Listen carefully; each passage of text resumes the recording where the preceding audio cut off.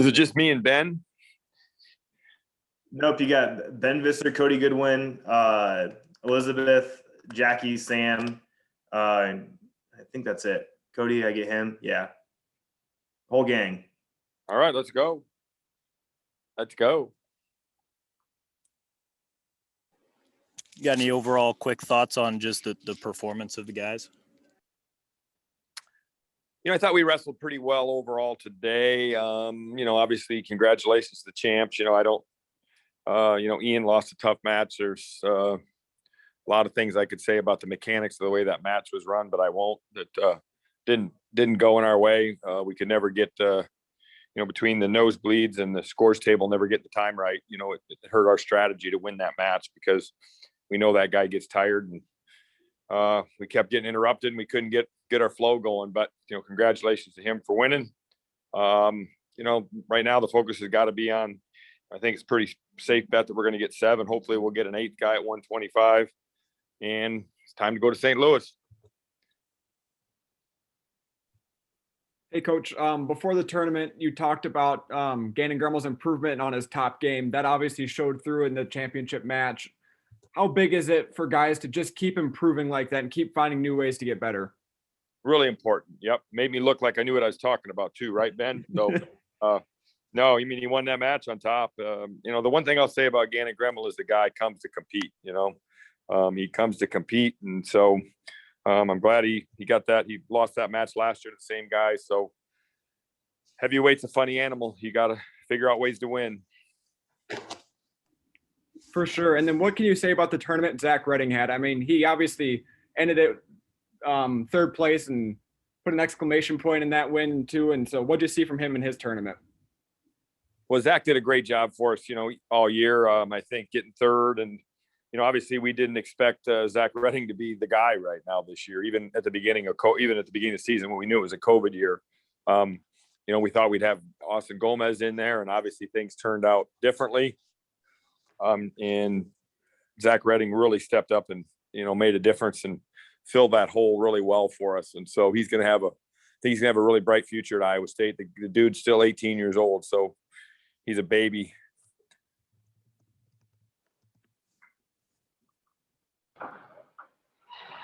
What did you kind of see from Kyson Terrakina today, and what do you think his odds are of making the NCAAs? I don't know. I'll ask you guys.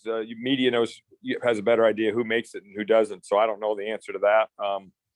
I know that the seeding, I know the allocation committee in a normal year, Kyson's body of work would have got into the nationals because we would have had more than 5 slots there, because I think we had a good weight there, but it is what it is. They didn't do a very good job. And so he's going to have to kind of wait around and see if he's going to get a spot and get in there. He had a good year. I mean, not good enough today because he wasn't right there. And so I'm not going to, pull any punches on that. He needed to win a match to ensure himself to go, but he didn't get it done today. So really good guy there. There's got to be some growth though. There's got to be some maturity, and he's a freshman. So I'm not saying that negatively, but there's got to be some maturity in the off season. There's got to be, like, hey, I got a taste of it. I'm just really curious to see how he works in the off season and how serious he takes wrestling. Because let me tell you what, if that kid really takes wrestling seriously and it becomes his passion, he's going to be a hard guy to beat later down the road. So hopefully that was a lot more good than bad. Coach, what can you say about David Carr? I think most of us expected him to come in and do what he did this weekend, but what's that say about him that he's just a sophomore? He's already back-to-back Big 12 champs, and that we are expecting that from him to be a back-to-back Big 12 champion. Well, he's got high expectations, but he has high expectations on himself, and so he's not going to be happy unless he's on that top step in St. Louis. And so I can promise you he'll go back to work tomorrow. And this is a process. You got to get this one to get the next one. Not that you have to go win it, but, I think just feeling good about yourself and going and winning your conference championships is the springboard you need to go in and compete for a national title. I don't know if he was ready for that last year at this time to compete for a national title. I think he's ready for it now. I think he's a lot more mature and he's put the work in. So, he really worked hard at the sport the last 12 months. And I think, we'll see how he gets paid out at what level. What changed for him for that to happen, for him to get more mature? Was it because of COVID and him not getting that opportunity, or what changed, do you think? I think just maturity and, is he's really good wrestler. I think everybody gets tougher the longer they're in a college room. And, he's had a lot of good training partners in the off season. And, Coach Metcalf and Coach St. John on him all the time has been good. He's just, I just think he's gotten tougher, and and ultimately that's what's going to take to beat those guys that are, the top 3 or 4 guys in the nation. We got to beat those top tough guys.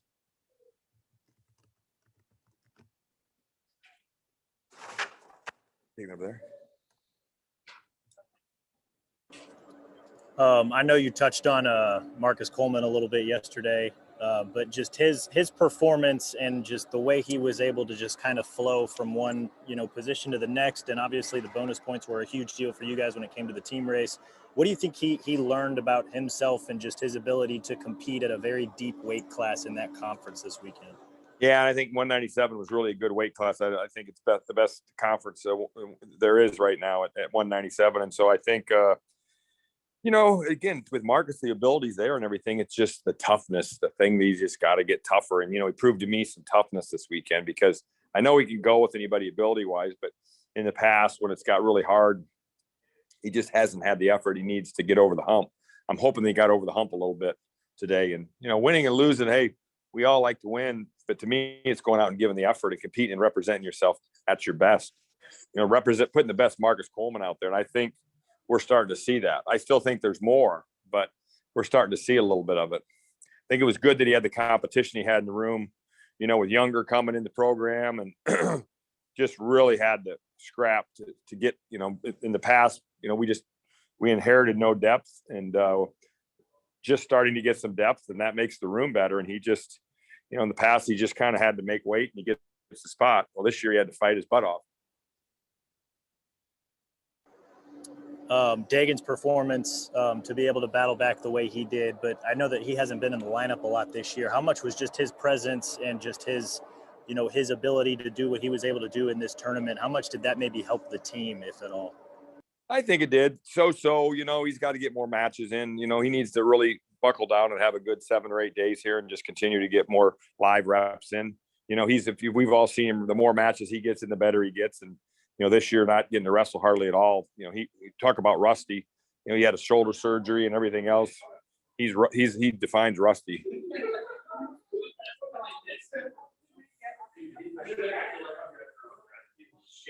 You should have given him giving up the coach, guys. All right, Coach, who are you putting on next? I'm gonna have Gannon call in. Okay, he's gonna call it. Okay, he'll call in right now. All right, thank you. Yeah, bye.